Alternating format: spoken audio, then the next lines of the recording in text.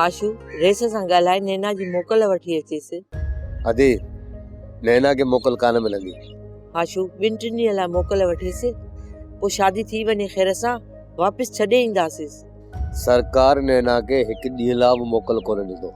आख़िर नैना कहिड़ो ॾोह कयो आहे जो हुनखे अहिड़ी सख़्त सज़ा पई मिले? शाबस थई अदी, शाबस थई।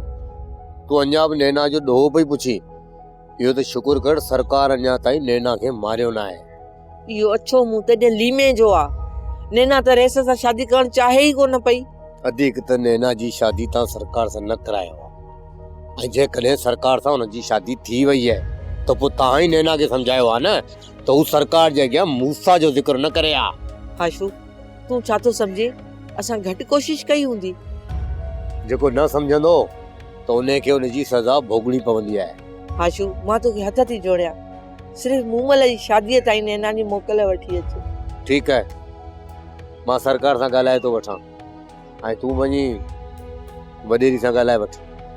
थी सघे त शायदि हिननि जे दिलि में को रहम अची वञे ग़रीबनि लाइ। उहो ईंदो कोन, अहिड़ा चङा मुड़ुस न आहिनि।